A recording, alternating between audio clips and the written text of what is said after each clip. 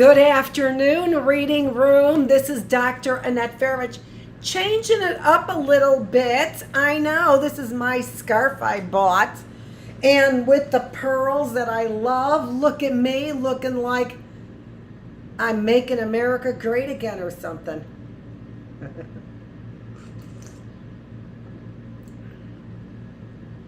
Okay. Oh, don't spill that coffee. It's the last I have of it today. I had to heat it up. I mistakenly didn't heat my coffee all the way up. Odd. Okay, let's get started with God is Read by Vinnie Deloria. We are on chapter 10. I just saw the word dexterous.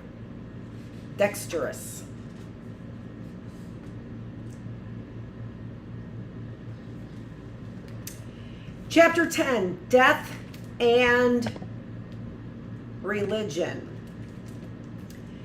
The theological problem of the Christian religion in regard to history has already been discussed.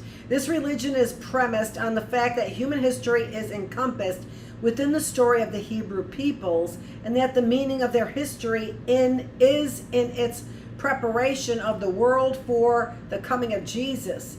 The individual Christian believer is probably not very concerned about the validity or reality of this theological interpretation. However, since it is an abstraction not directly bearing on his individual existence or its meaning except peripherally. What most probably concerns the individual Christian is its promise of eternal life. It is extremely difficult to discern exactly what the Christian religion has made central to its doctrine of eternal life. Popular Christianity has conjured up incredible visions of the life hereafter, complete with stories of gold, angelic choirs singing hallelujahs and hosannas, and existence totally devoid of pain and sorrow. While this picture shows great affinity for being a simple negation of life on earth as we confront it, its appeal has not lessened over the centuries. Popular Christianity, and that's an important point to be made here. You're asking for something that is completely devoid of what you know, with your only lifeline being Jesus Christ. Where's your associations with what might actually happen, with what is reality?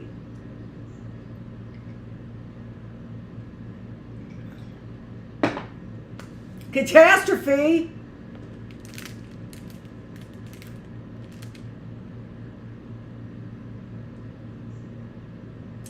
Popular Christianity, even today, promises a form of existence after physical death of comparable conditions and dimensions, especially in the fundamentalist church on the right. Heaven and the life hereafter forms a very potent part of the meaning of Christianity.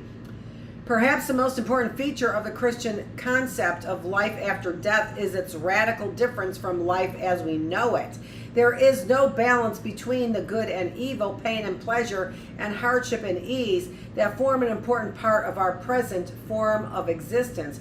Rather, the conception of life after death emphasizes the benefits and pleasures of existence without the corresponding frustration and disadvantages, or, by the way, responsibility. Well, whether or not you get there or not. But if it feels like it's made up to Christians, then it's void of those consequences, which is why people live these atheistic kinds of lives. Well, I mean people who are calling themselves Christian that I say have abandoned their faith a long time ago. That's what I'm talking about. While a type of existence can be initially conceived in which all of these factors would be present, when they are translated into our familiar experiences, certain problems arise.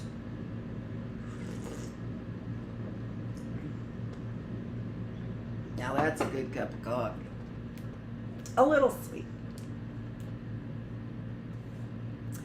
The radical cleavage between the two, it is that word, cleavage, between the two forms of existence is notable because it results in a somewhat strange posture toward death among Christians. One would think that with the life after death so pleasant and the life here so difficult, that the great majority of Christians would look forward to death as the final passage into a better world. If any religious people would not fear death, one would suppose it would be Christians.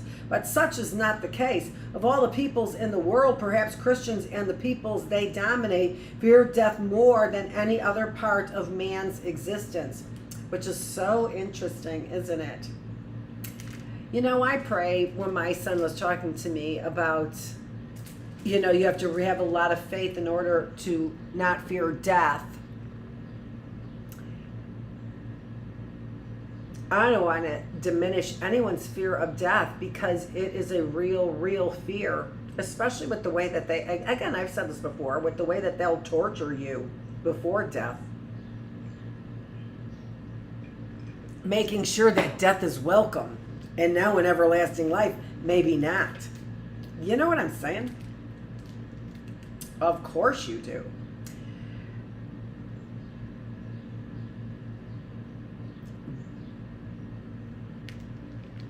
At least part of this fear of death derives from the message of Christianity itself.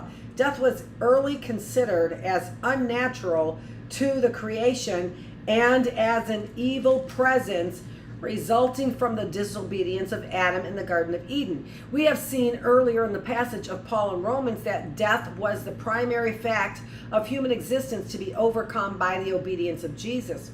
Throughout all of Christian history, death has formed a focal point for the tangible confrontation between the people of God of the other world and the reality and powers of this world. Traditional Roman Catholic doctrine built into the concepts of confession and escape hatch from the terrors of death.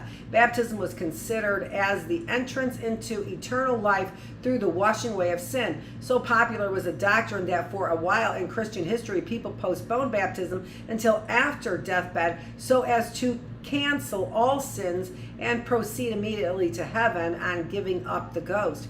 Heavily involved in the Christian concept of death has been the assertion of judgment when the good and evil deeds of men would be evaluated, the good men going to heaven and the evil and unbaptized men going to hell. Perhaps it was this judgmental aspect of the religion that helped to create the fear of death. For if a person were not certain that he had lived a good life and had only a burning hell to look forward to, he was probably not particularly anxious to die. Exactly how much of the Christian description of the afterlife depended on Near Eastern conceptions of life after death is not certain. Many of the Near Eastern peoples had some version of judgment in their religious traditions, and the least that could be said was that judgment played an important part in the religious conception of the meaning of man's existence. If the focus on the religious and concentrated on afterlife,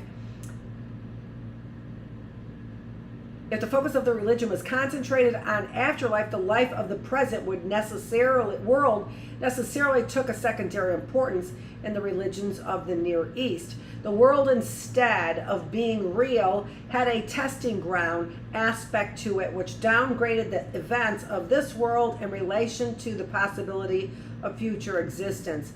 The Near East versus the Far East, which we know today, in particular in light of events, culture, and American events, cultures arise. So we used to refer to it as the Near East and the Far East, and who even knows or cares? The Middle East. Near East is the Middle East, further, nearer to us, right? Again, all the concepts as they relate to American ideology. The East, but nearer to us than the Far East.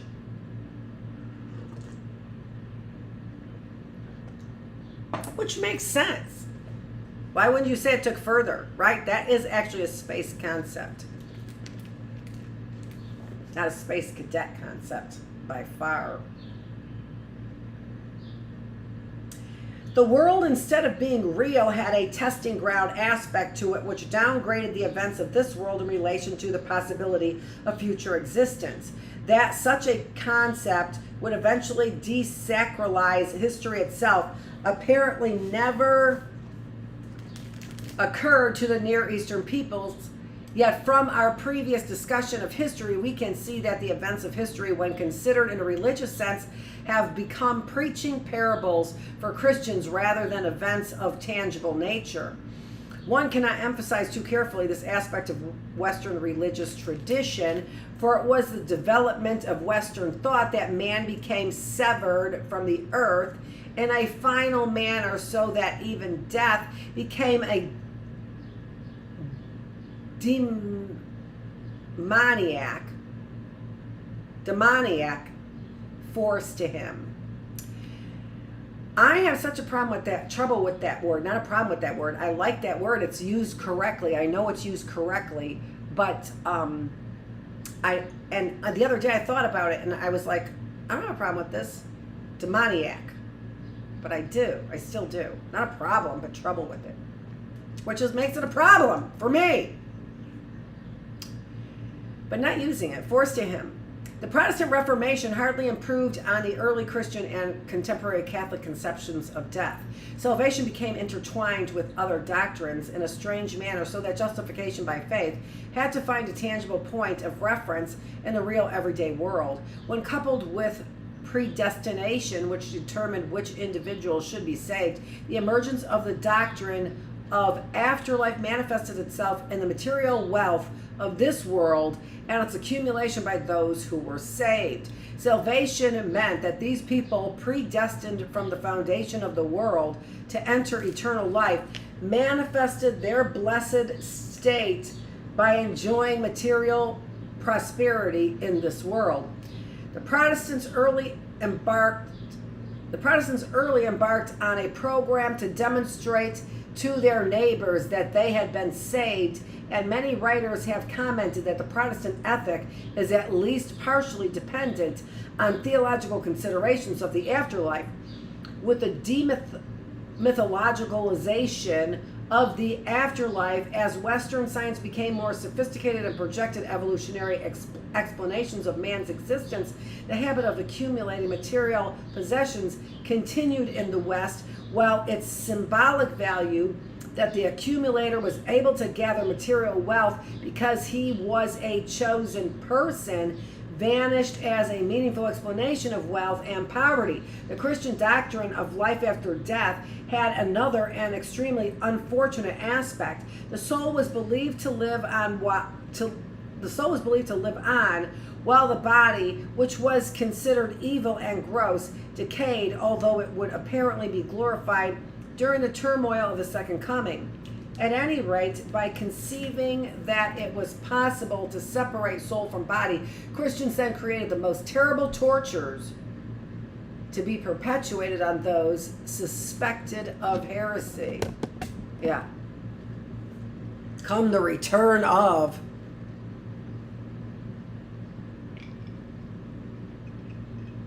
the great thinkers, right? How can we do this now? How convenient. Theologians were the ones. Theologians felt that it was proper to crush the body if it meant saving the soul. How convenient. Thus, the Inquisition spared no torture conceivable to man to force admissions of sin and heresy from its victims with the sure and steady assurance that they were in fact saving the person's soul. Many of the genocide acts of the Europeans against American Indian peoples can certainly be laid directly at the door of Christians who sought only to convert the natives, yet killed millions of peoples to gain those few who converted as they expired. The dingbattedness to even suggest that was a conversion. If the Christian's religion has any promise of life after death, it certainly has had a checkered record with respect to fulfilling this promise on the various sins committed by Christians against mankind and non-Christian peoples. Forced conversations have been the most detrimental, thoughtless, and frequent. In the field of secular knowledge, we have seen the impact of the Christian's conception of life after death. ancient ruins are almost always considered to be the efforts of primitive peoples to ensure an afterlife.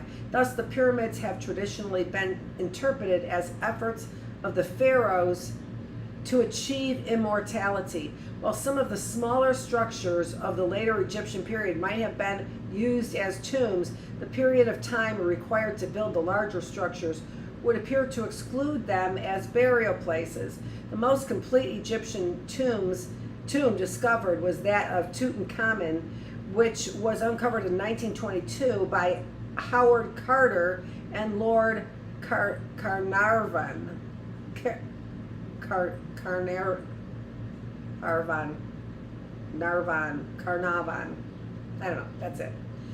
Tutankhamun was buried like most Egyptian pharaohs in a tomb cut into living rock in the Valley of Kings and not in a pyramid. I remember this hitting the newsstands because it's likely the time when scientists got their hands on it. So there was a Time magazine article, which I believe I saved, but who knows where that is now, about this. So you could find in the 1980s what they had to say about this, which may or may not reflect the time that they uncovered it in 1922, if you know what I mean. Culturally speaking, their interpretations may not coincide with those that came in 1922 when they uncovered it.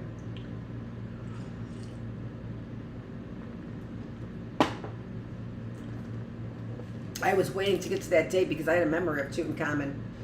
It's the reason why I could actually not have to struggle with the name, because it was common in the 1980s. Everyone knew about the tomb. And then bringing all this to light then ends up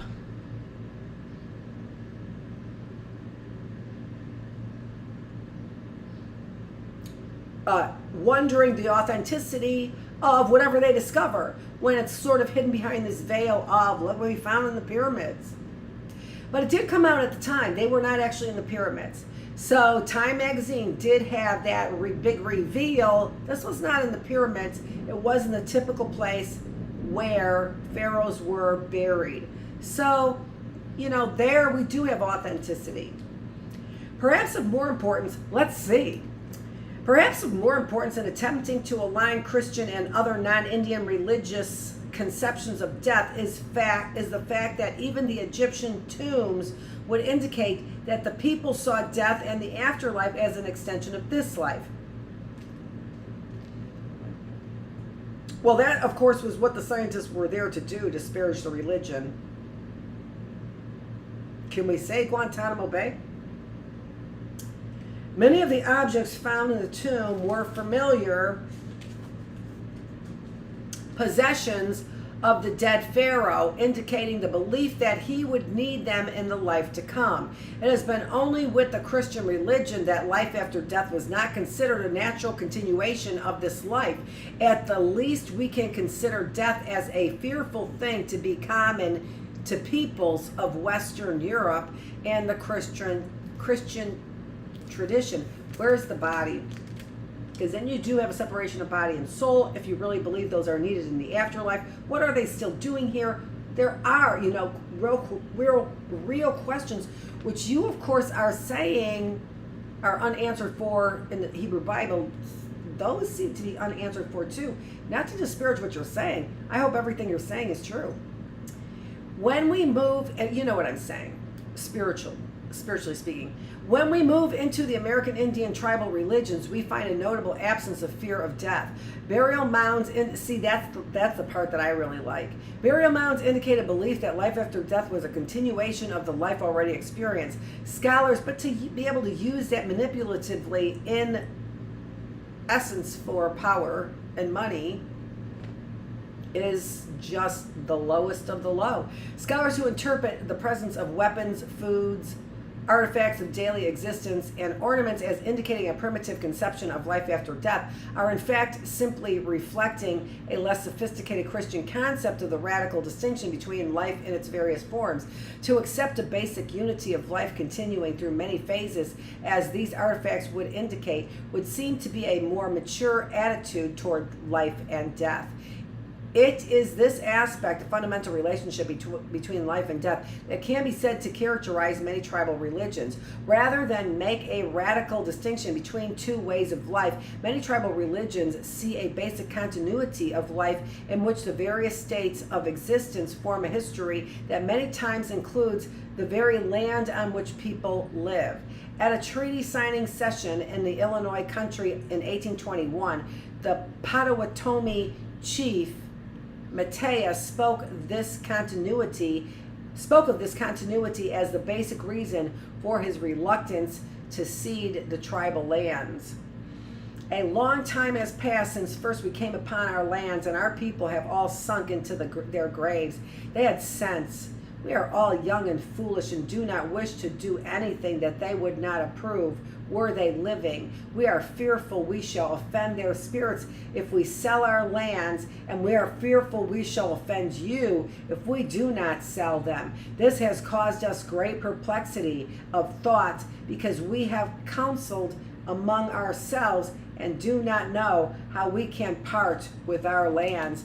My Father, our country was given us by the Great Spirit, who gave it to us to hunt upon, to make our cornfields upon, to live upon, and to make our beds upon when we die.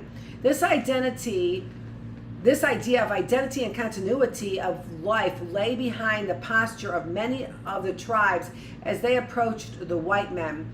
It could be said to be a more fundamental reason than any other for the Indian resistance to white invasion of tribal land a century ago and even today. Young Chief Joseph, the famous Nez Perce leader, remained at peace with the white settlers until they began to invade his valley.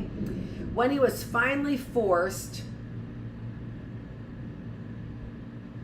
it's going to start raining and I've got one cushion out there. When he was finally forced, which is a beautiful thing here in Michigan, a rainstorm. When he was finally forced to fight to protect himself, he recalled the promise he had made to his father as the older Joseph lay dying. The old chief told his son, "My son, my body is returning to my mother earth, and my spirit is going very soon to see the great spirit chief. When I am gone, think of your country. You are the chief of these people. They look to you to guide them. Always remember that your father never sold his country. You must stop your ears whenever you are asked to sign a treaty selling your home. A few more years and the white men will be all around you. They have their eyes on this land, my son. Never forget my dying words. This country holds your father's body. Never sell the bones of your father and your mother." And it's one thing, right, to have it taken from you and to sell it. Never sell it. If they take it from you, that's something entirely different. Then that's on them. Some people have regarded this speech of the old Joseph as merely symbolic of Indian religion, but we must recall that for tribal people, symbolism is not the communicative image of Western man, but the expression of a reality that Western man often refuses to acknowledge. This conception of land as holy, and that is very evident in your deeds versus your words, right? So you are not acknowledging that your deeds, and that is evidence for you do not see reality, because your deeds do not match your Christian words. And that really is, from what I remember, a white supremacist attitude as well. So the golden rule, they agree with, I would not do unto you as you would not do unto me if I violated the same rules, which is the part of that golden rule, because I've heard white supremacists espouse the golden rule and really believe it as part of their 10 or 12 tenets, right? But there's the twist of fate to that of the golden rule. I agree that if I give up my nation, for example, you can do to me as I would do to you. And that's the truism. And why all the big secrets then? I agree that you should agree with the golden rule, and there is something auspiciously Christian about that. I'm pretty sure I used that word correctly. This conception of land as holding the bodies of the tribe in a basic sense pervaded tribal religion across the country. It testifies in a stronger sense to the underlying unity of the Indian conception of the universe as a life system in which everything had its part. And when you believe, when you are put on the chopping block for your beliefs, that's when you're able to give the big middle finger to. But they wanted to make sure that you stayed conscious during the torture. And that's what makes them malevolent. I think that's it. It is doubtful, however, if any of the tribal religions considered life after death to be radically changed from the life they were living. Chief Seattle, on signing the Treaty of Medicine Creek in 1854, gave a famous speech in which he summarized his beliefs about the nature of the lands his tribe had given up. If ever an Indian could have been said to have anticipated D.H. Lawrence, Albert Camus, and William Carlos Williams, Seattle's speech would certainly merit first consideration. In it, he distinguished between tribal beliefs and the attitude of the Christians who are taking control of the land, at least in a legal sense. To us, the ashes of our ancestors are sacred, and their resting place is hallowed ground. You wander far from the graves of your ancestors, and seemingly without regret. Your dead cease to love you and the land of your nativity as soon as they pass the portals of the tomb and wander way beyond the stars. They are soon forgotten and never return. Our dead never forget the beautiful world that gave them being. Every part of this soil is sacred in the estimation of my people. Every hillside, every valley, every plain and grove has been hallowed by some sad or happy event in days long vanished. The very dust upon which you now stand responds more lovingly to their footsteps than to yours, because it is rich with the blood of our ancestors, and our bare feet are conscious of the sympathetic touch. Even the little children who lived here and rejoiced here for a brief season will love these somber solitudes, and at eventide they greet shadowy returning spirits. And when the last red man shall have perished, and the memory of my tribe shall have become a myth among the white men, these shores will swarm with the invisible dead of my tribe. And when your children's children think themselves alone in the field, the store, the shop, upon the highway, or in the silence of the pathless woods, they will not be alone. At night, when the streets of your cities and villages are silent and you think them deserted, they will throng with the returning hosts that once filled and still love this beautiful land. The white man will never be alone.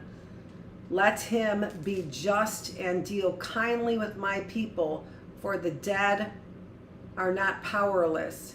Dead, did I say? There is no death, only a change of worlds. It's dark out there. I gotta close some windows and some doors. Hold on.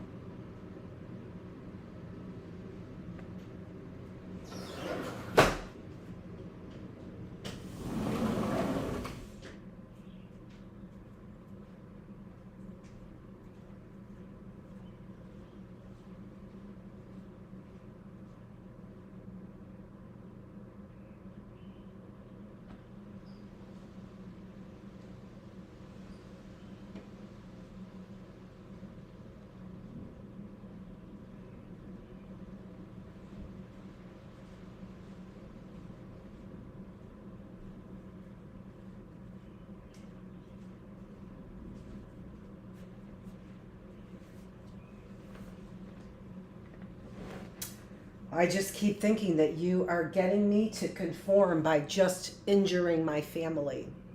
And that is diabolical.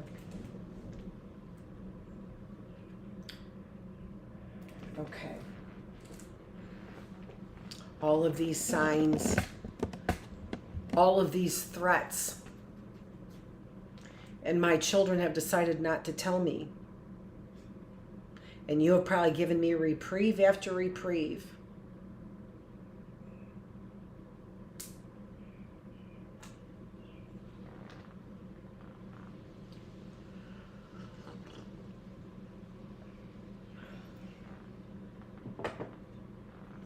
And we have given you reprieve after reprieve.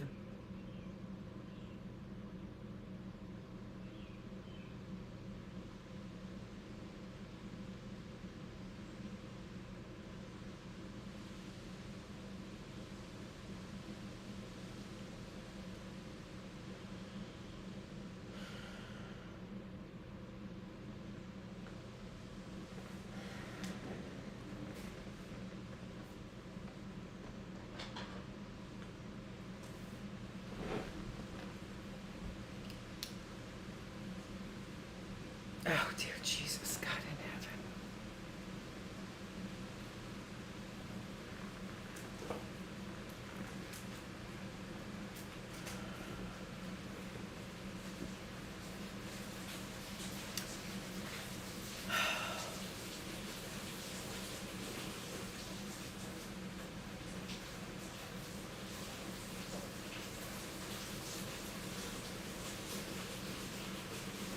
Again, we see the fundamental conception of life as a continuing unity involving land and people. One might be tempted to suggest that as land is held by the community, the psychic unity of all the worlds is made real. We are not faced with formless and homeless spirits in the idea, but with an ordered and purposeful creation in which death merely marks a passage from one form of experience to another. Rather than fearing death, tribal religions see it as an affirmation of life's reality. A story of rather recent vintage from the Cheyenne people will enable us to see more fully the communal nature of death in the tribal context. A young man named Hugh Boyle had been killed by the Cheyennes. The authorities demanded that the Indians give up the murderess to justice. The Indians tried to settle the matter. According to their ideas, the death of Boyle might be compensated by the payment of ponies. They offered to give up a great number of horses, raising each bid as it was rejected until the payment proposed was calculated to beggar them if it was accepted. To the ponies, they added all their wealth and blankets and such other evidence of riches as an Indian may possess. They were finally made to understand that the white man did not accept a property assessment for the spilling of blood. The negotiations were carried on for some time and with difficulty for the reason that few white men know the Cheyenne language.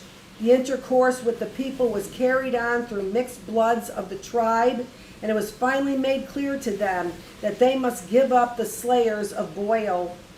But they could not give them up to die the death that kills the soul as well as the body. They believed in common with most Indians that when a man dies, his soul left the body with his last breath, and that in case a person was hanged, the soul was confined in the body with the rope.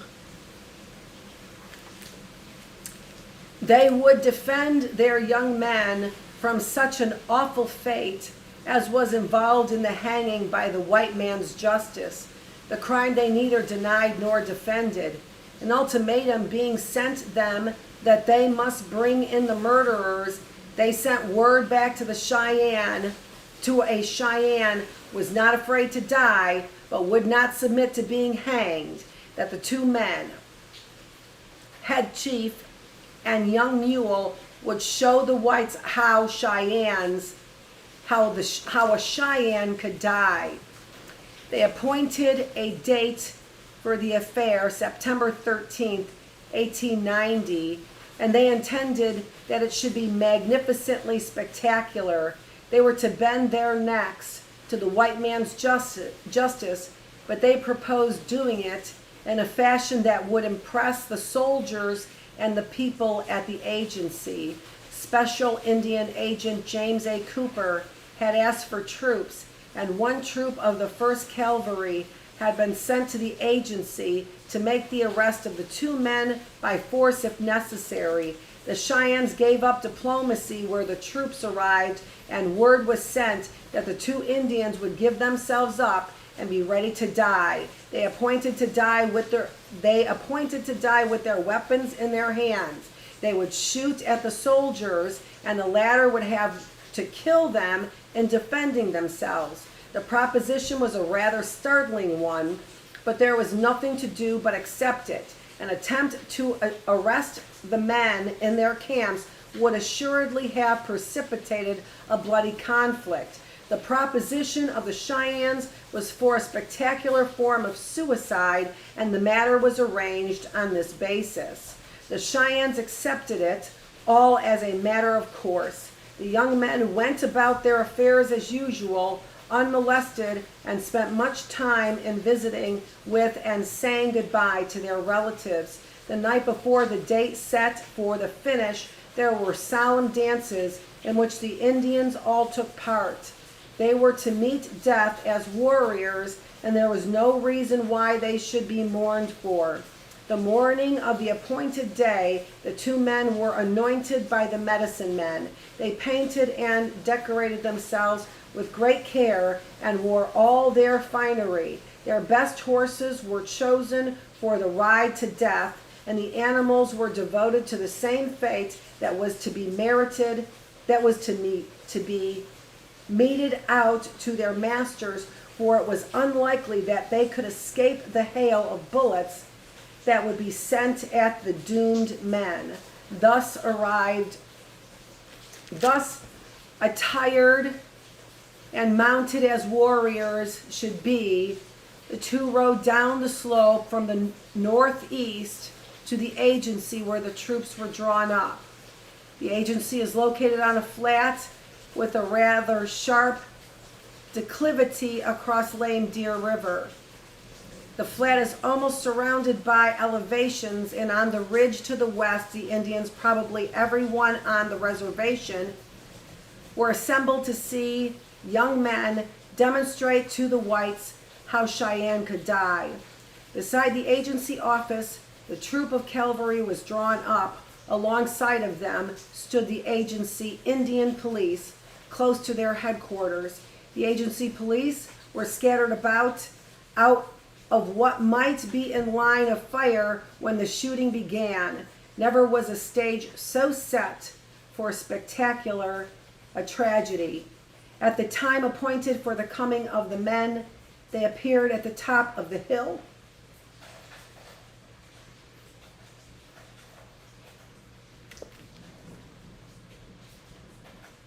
To the northeast, and dashed down the hill at the best pace their horses could make. As they rode, they sang the death song of their people, and before reaching the level ground, they began shooting into the ranks of the soldiery and Indian police. The fire was answered at once, the cavalrymen firing rapidly but ineffectively. The Indian police, or one of them, made better practice, for one of the Indians went down with his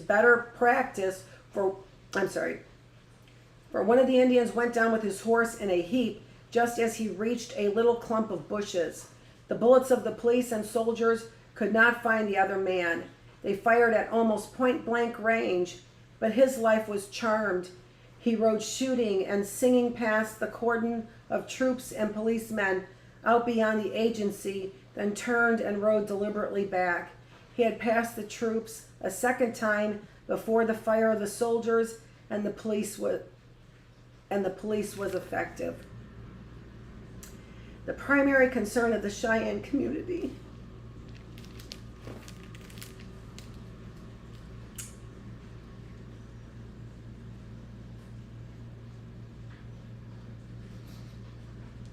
was the preservation of life.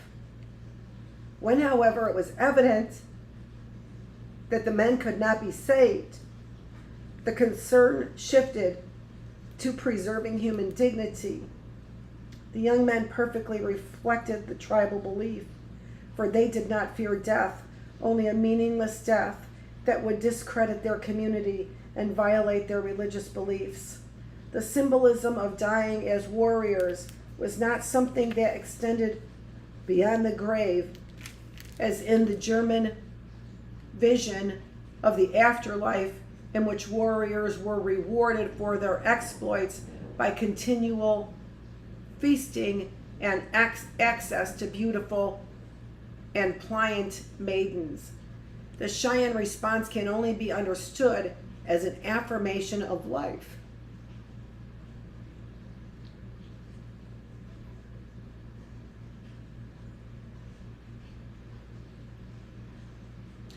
Not as preparation for a radically different type of existence. Immortality is secondary to integrity of tribal existence in the present, and we find not a cringing fear of death, but a religious community so strong as to virtually shrug off death as an enemy. It is probably in the idea of the death song, which was found in many of the tribal religions, that the idea of death can adequately be understood. The death song was a special song sung as a man faced certain death. Often it taunted his enemies who were in the act of killing him. More often, it acted as a benedictory statement by the individual to summarize and conclude his time of existence, rather than being a feverish preparation for death. It was the final affirmation of the meaning of individual existence, for it glorified the personal integrity of the person.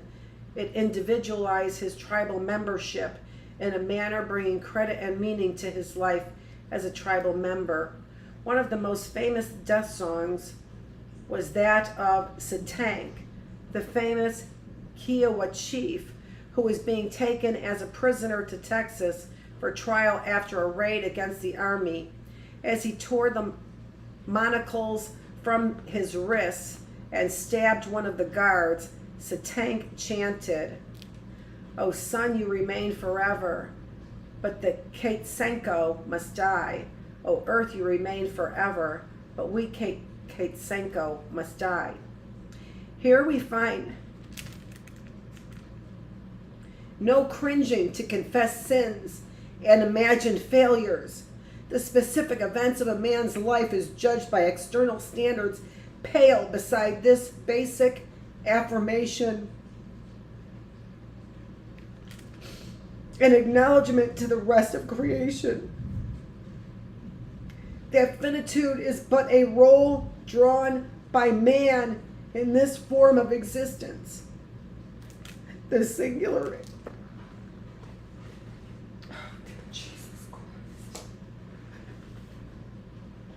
Did you kill my sons? Did you do that?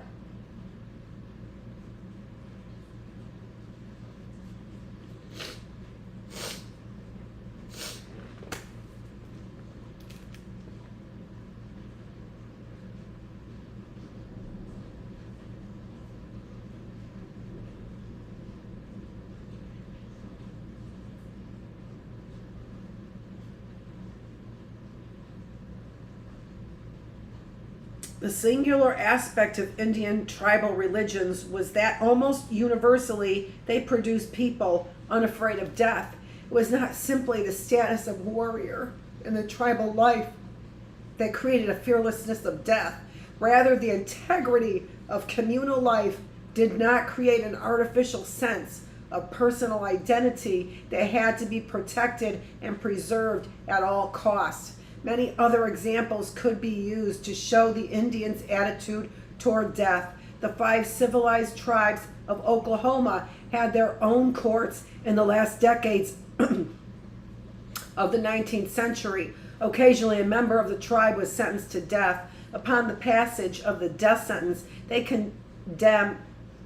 condemned would be informed when and where the execution would take place. He was then released to spend the remaining days with his relatives. As the day approached, he would perform any obligatory religious ceremonies, say goodbye to his relatives, and on the appointed day, report to the place of execution to be killed.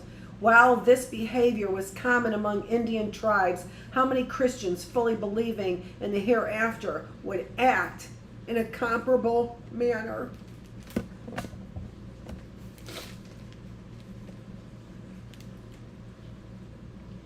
Some tribes had special ceremonies to be used in conjunction with the dead. The Lakota or Sioux, for example, had a ceremony in which a sacred pipe was used and the souls of the recently departed were kept with the tribal community to be purified and eventually released. In a tragic interference with the tribal religion, the government banned the ceremony in the 1890s, causing a great trauma among the people. The Iroquois had special ceremonies in conjunction with their New Year celebration in which the dead of the past year were remembered. In general, we could say that the afterlife was not an overwhelming concern to people of the tribal religions. Vague reference to the lands of the spirits, descriptions of the Milky Way as the path over which souls traveled, and concern for the departed spirits remaining, which was prevented in some tribes by burning of personal possessions, probably indicated distinct beliefs of certain tribes. No highly articulated or developed theories of the afterlife were ever necessary, and certainly none projected a life radically different than that experienced on earth. The possibility that departed spirits would or could remain in the immediate vicinity to act malevolently was probably based on experiences of ghosts of tribal members manifesting themselves to individuals. Whether they were all automatically shunned is yet another question. The occurrence of ghosts cannot be said to be a peculiarly Indian superstition, as the Christian world apparently abounds with ghosts, and the appearance of departed spirits appears to be a planetary phenomenon.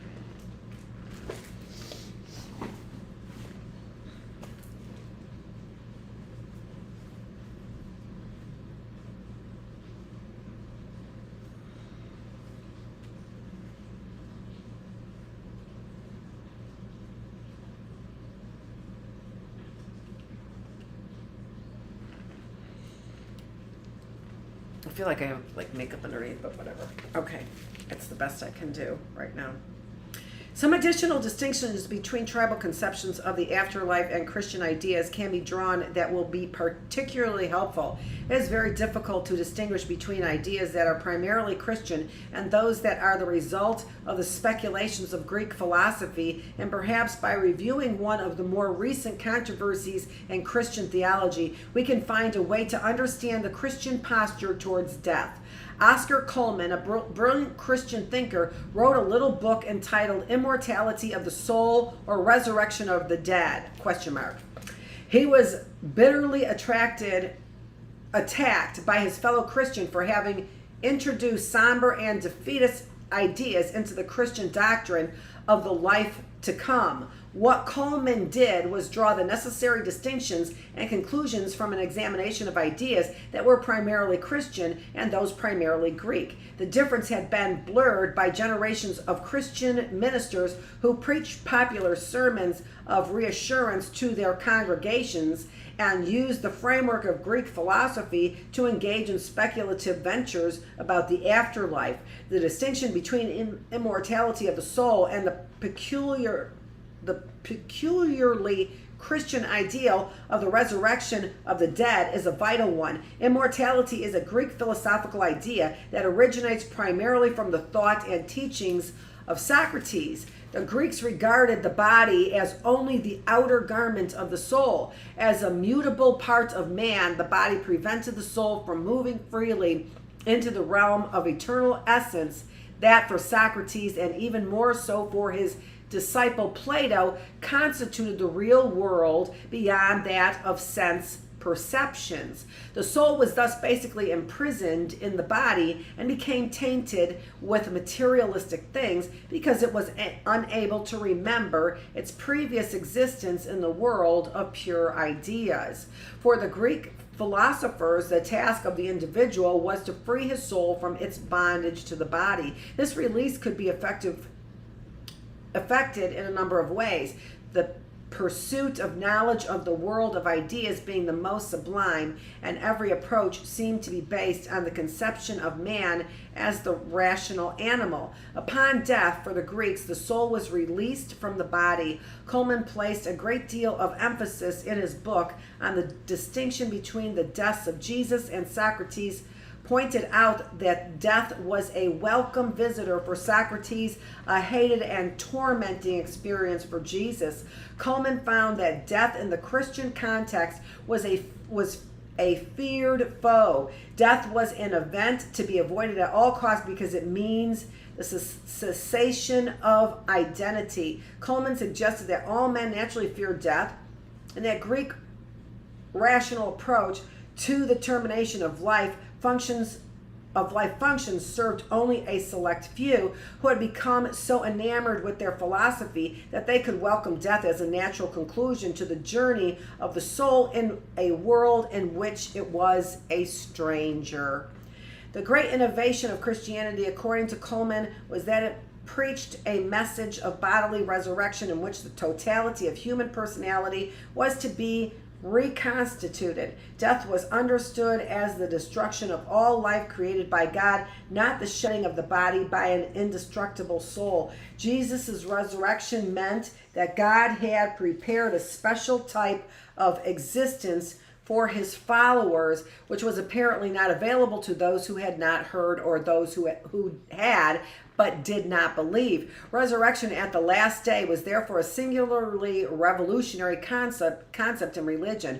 Other religions had foreseen a continuous existence after the death experience and purported that the spirits or souls of individuals had some measure of permanency beyond the grave. Christianity was the only religion to confront directly the question of total personality survival, and it found in the fact of Jesus' resurrection, a basis for overcoming the agony of death experienced by the majority of men.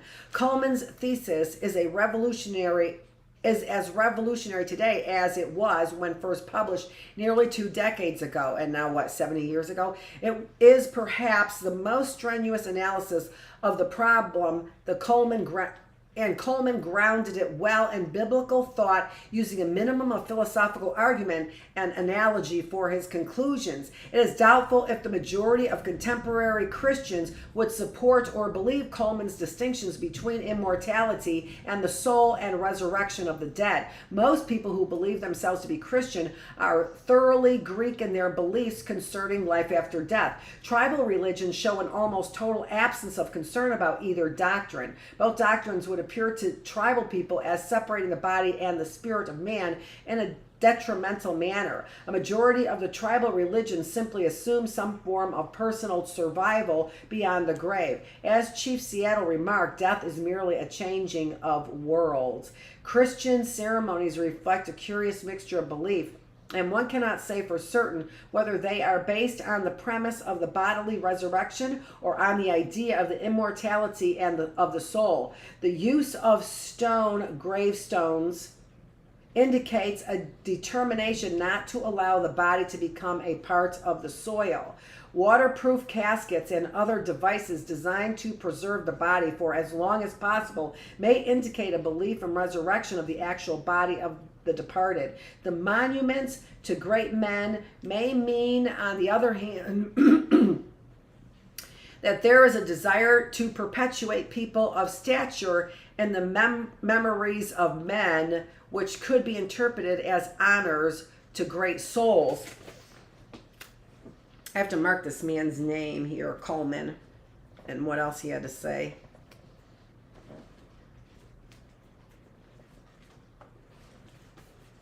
Lame Deer, in his autobiography, which I'm reading right now, remarks that the old Indian graveyards had markers of wood because it was felt that the body and the wood would both return to the earth as intended. He contrasted this attitude with the granite headstones to illustrate the distinction between Christian and Indian attitudes towards death. In the very old days, many of the tribes employed various means of burial, almost all of them aiming at the return of the body to the earth. Strangely enough, there has been habitual conflict over the internment of Christian cemeteries of non-white peoples. During the Korean War, a Winnebago Indian, Sergeant Rice, was killed in action and his body was returned to Sioux City, Iowa for burial. But the good Christians in Sioux City forbade his burial and a ceremony reserved for whites.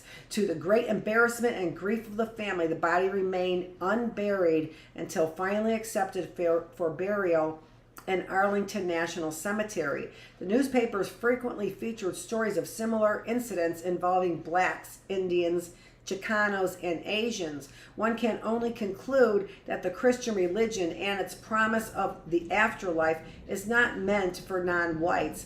Christians either do not believe in resurrection or they exclude non-whites from their heaven. According to Oscar Coleman, death has been conquered by Jesus on behalf of all mankind. As the belief in the afterlife has eroded in Western civilization, a further twist has been added to the concept of death. Western peoples avoid mention of death at all costs. Insurance peddlers always speak of taking out insurance in case something happens. The implication, of course, is that pending an irrational and arbitrary action of God, every good tax-paying white citizen will live forever. This belief is rarely articulated as a formal doctrine, but we cannot help but recognize it as the fundamental approach of contemporary Western peoples towards death. If the Christian religion is a victory over death, why do Western peoples who have had the benefits of the Christian religion for 2,000 years fear death? Arnold Toynbee once described death as totally un-American, an infringement of each individual's right to life, liberty, and the pursuit of happiness. As a subversive activity, death has recently come under examination by Western thinkers attempting to chart out the possible parameters of the problem. Rollo May, for example, suggests that the American preoccupation with sexual activity may in part be a response to the finality of death, and the incessant concern for new sexual freedoms might be efforts directed toward a deliverance from death anxiety. Regardless of how we attempt to explain it, the fundamental distinction between tribal religions and the Christian religion and secular Western attitude toward death must revolve around the conception of creation. For the tribal person, death in a sense fulfills his destiny, for as his body becomes dust, once again he contributes to the ongoing life cycle of creation. For the Christian, the estrangement from nature, his religion's central theme, makes the most natural of conclusions fraught with danger, believing that he is saved and interpreting this salvation by accumulating material possessions. Western man cannot accept death except as a form of punishment by his God. The Christian facing death often cries out to his God, "What have I done?" His priest or clergyman has only the relentless logic of theology to present. Death is feared and rarely understood. It is in the face of death that Indian tribal religions have their greatest magnificence. Big Elk, an Omaha chief, delivered a funeral oration in 1850 at the death of Black Buffalo, a fellow Omaha, and counseled his fellow chiefs. Do not grieve misfortunes do not grieve. Misfortunes will happen to the wisest and best of men. Death will come and always out of season. It is the command of the Great Spirit, and all nations and people must obey. What is past and cannot be prevented should not be grieved for. Misfortunes do not flourish particularly in our path. They grow everywhere. Thus, while death is truly a saddening event for people of tribal religious traditions, it is an event with which every person and nation is faced, not an arbitrary, capricious exercise of divine wrath. Even today, this attitude persists in Indian societies, and the natural grief occurring with the loss of a loved one is rarely translated into personal feelings of guilt, inadequacy, or sin, which appear to plague Western man. The community regroups and continues to exist, and while individuals are lonely, they are not alone. That was chapter 11, and that was really emotional for me because I feel like my outspokenness certainly has put the lives of my family in jeopardy, and it's the reason why they are not around me. I feel that my son has been and my family has been in a witness protection program, and I haven't known about it because then I would stop speaking out, and this same thing would recycle and recycle. But I just can't imagine. I mean, I can't imagine, because that kind of, what was the word? Isn't just particular to me, and it's the fear and the anxiety associated with death that we have to deal with. That is, again, the community regroups,